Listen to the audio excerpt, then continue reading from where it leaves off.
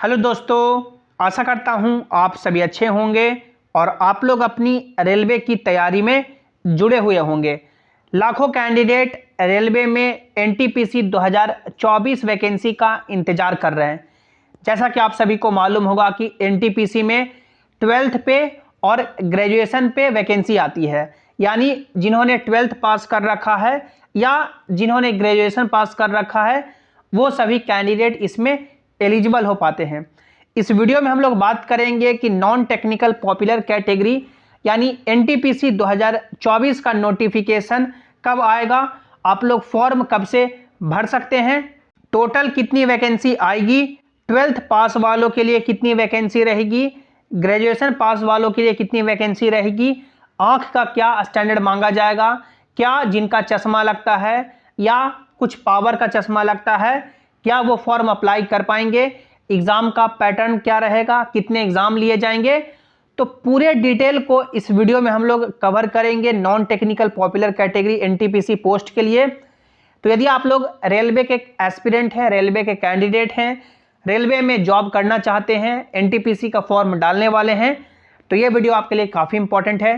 पूरे वीडियो को आपको ध्यान से देखना है और जैसे मैंने सिलेक्शन लिया है आप लोग देख सकते हैं 2019 के वैकेंसी से आपको सही और सटीक जानकारी जेसिन क्लासेस प्रोवाइड कराएगा। कैसे आपको सिलेक्शन लेना है, कैसे पढ़ना है, कहां से क्या पढ़ना है, सभी डिटेल आपको यहां पे मिलेंगे। तो चैनल को सब्सक्राइब कीजिएगा, वीडियो को लाइक कीजिएगा और अपने दोस्तों के साथ शेयर कीजिएगा। आप लोग यहां पे देख सकते हैं ये railway recruitment board, government of India, ministry of railway ने अपना एनुअल कैलेंडर जारी किया है और इस एनुअल कैलेंडर के बेसिस पे आपका जो NTPC non technical popular category का जो नोटिफिकेशन है वो जुलाई महीने में जारी कर दी जाएगी। और जुलाई महीने में 12th के बेसिस पे आप लोग देख सकते हैं non technical popular category under graduate यानी 12th के बेसिस पे लेवल 2 और लेवल 3 में भर्ती आएगी और non technical popular category graduation के बेसिस पे लेवल 4, 5 और 6 में भर्ती आएगी। नोटिफिकेशन इसका जुलाई महीने में जारी की जाएगी। अब बात करें कि एनटीपीसी 2024 में टोटल कितनी वैकेंसी आ सकती है, तो जैसा कि आप सभी को मालूम होगा कि एनटीपीसी में पिछली वैकेंसी 2019 में देखने को मिली थी। 2019 के बाद कोई भी वैकेंसी नहीं आई और अब 2024 में इसकी वैकेंसी जारी की जाएगी, यानी लगभग 5 साल का 5 ईयर का गैप हो चुका है। तो आप लोग मान के चले कि 2024 में वैकेंसी 2019 में जितनी आई थी उतनी तो यानी कि होनी ही चाहिए। 2019 में कितनी वैकेंसी आई थी आप लोग यहाँ पे देख सकते हैं, 12th के बेसिस पे 10,628 वैकेंसी थी और ग्रेजुएशन के बेसिस पे आप लोग देख सकते हैं 24,649 वैकेंसी, यानी टोटल लगभग आप लोग कैलकुलेट करके चलेंगे तो 35,000 के समथिंग यानी कि वैकेंसी 2019 में जारी की गई थी। तो 2024 में यही एक्सपेक्टेशन है कि कम से कम तो 35,000 vacancy NTPC non technical popular category में जारी की जाएगी 12th के बेसिस और ग्रेजुएशन के बेसिस को मिला करके। अब 12th पे कौन कौन सी पोस्ट आती है और ग्रेजुएशन पे कौन कौन सी पोस्ट आती है, तो देखिए सिंपली 12th के लिए या ग्रेजुएशन के लिए एलिजिबिलिटी क्राइटेरिया यही है कि आपका उम्र मिनिमम 18 साल होना चाहिए और मैक्सिमम आप लोग देख सकते हैं 12th के बेसिस पे इस बार यानी 33 साल रहेगा और ग्रेजुएशन के बेसिस पे 18 से लेकर के इस साल है जो 36 साल रहेगा। जिन्होंने 12th किसी भी सब्जेक्ट से किया है या ग्रेजुएशन किसी भी सब्जेक्ट से किया है वो एलिजिबल हो पाएंगे। 12th के लिए देख सकते हैं टोटल 5 तरह के पोस्ट आते हैं, जूनियर क्लर्क कम टाइपिस्ट का, अकाउंट क्लर्क कम टाइपिस्ट का, जूनियर टाइम कीपर का, ट्रेन्स क्लर्क का और कॉमर्शियल कम टिकट क्लर्क का। लेवल 2 और लेवल 3 की भर्ती होती है। इसमें जो सबसे लोएस्ट मेडिकल स्टैंडर्ड मांगा जाता है वो आपका C2 तक मांगा जाता है। अब यहाँ पे A3, B2 या C2 कहने का क्या मतलब होता है वीडियो में आपको आगे मालूम चल जाएगा। आप लोग यहाँ पे देख सकते हैं। उसके बाद ग्रेजुएशन के बेसिस पे टोटल आप लोग देख सकते हैं 8 तरह के पोस्ट आते हैं, ट्रैफिक असिस्टेंट का, गुड्स गार्ड का, सीनियर कॉमर्शियल कम टिकट क्लर्क का, सीनियर क्लर्क कम टाइपिस्ट का, जूनियर अकाउंट असिस्टेंट कम टाइपिस्ट का, सीनियर टाइम कीपर का, कॉमर्शियल अप्रेंटिस का और स्टेशन मास्टर का। टोटल यहाँ पे 8 पोस्ट है। लेवल 4 से लेकर के लेवल 6 तक यहाँ पे भर्ती की जाती है। इसमें भी यानी कि हाईएस्ट जो मेडिकल स्टैंडर्ड है वो A2 मांगा जाता है और लोएस्ट जो मेडिकल स्टैंडर्ड है वो C2 मांगा जाता है। अब यहाँ A2, A3, B2 या C2 कहने का क्या मतलब होता है, आप लोग यहाँ पे देख सकते हैं रेलवे का चार्ट। रेलवे में A2, A3, B2 या C2 का जो मेन मतलब होता है वो आपका आई से ही होता है, यानी आँख आपके बेसिस पे आपको यानी मेडिकल स्टैंडर्ड दिए जाते हैं।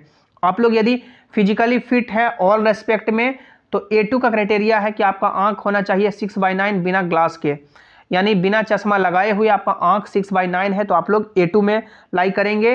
A3 कहने का मतलब होता है कि आपका आँख है जो 6/9 है, चश्मा लगा कर के भी यदि 2 डायोप्टर तक आपका चश्मा लगता है +-2 तक तो आपको A3 में रखा जाएगा।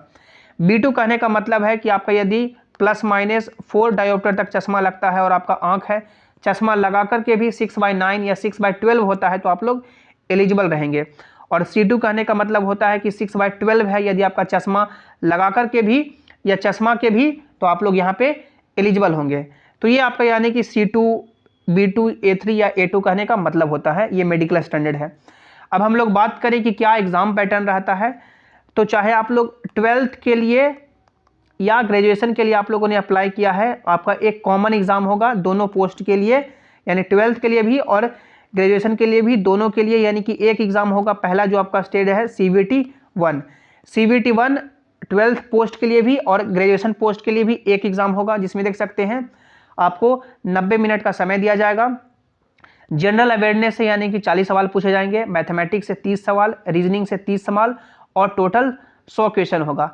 इसी 100 क्वेश्चन के बेसिस पे आपका कट ऑफ डिसाइड होगा और 12th का अलग कट ऑफ अलग अलग पोस्ट के लिए और ग्रेजुएशन के पोस्ट के लिए अलग अलग कट ऑफ आएगा और उसी के बेसिस पे जितने भी कैंडिडेट क्वालिफाई करेंगे वो CBT-2 एग्ज़ाम देंगे।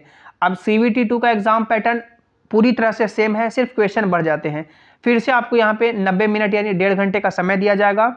जनरल अवेयरनेस से 50 सवाल पूछे जाएंगे, मैथमेटिक्स से 35 सवाल, रीजनिंग से 35 सवाल, टोटल 120 क्वेश्चन हो गया। अब यहाँ पे आपको ये बात समझ लेनी है कि आप लोग जितने लेवल क्वालिफाई करेंगे आपको उतने एग्जाम देने होंगे।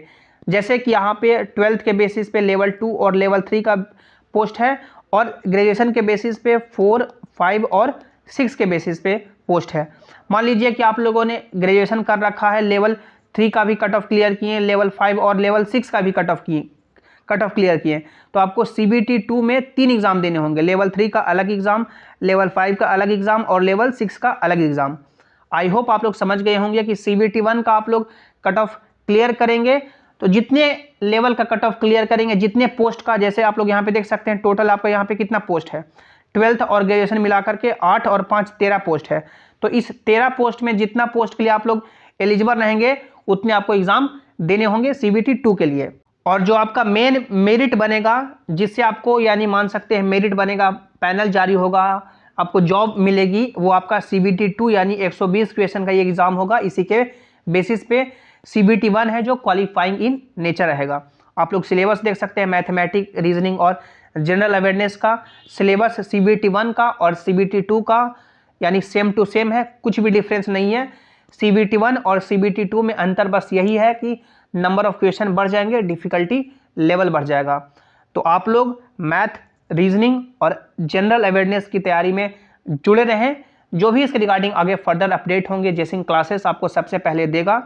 तो चैनल को सब्सक्राइब कीजिएगा, वीडियो को लाइक कीजिएगा, अपने दोस्तों के साथ शेयर कीजिएगा और सभी इंपॉर्टेंट अपडेट के लिए आप लोग टेलीग्राम जैसिंग क्लासेस से भी ज्वाइन हो जाएं, ताकि जो भी अपडेट हो, जो भी नोटिस हो, यहाँ पर आपको मिल सके। लिंक आपको नीचे डिस्क्रिप्शन में दे दिया गया है, या आप लोग टेलीग्राम पे जैसिंग क्लासेस सर्च करके भी जुड़ सकते हैं। मिलते हैं अगली वीडियो में। Thanks for watching, have an awesome day.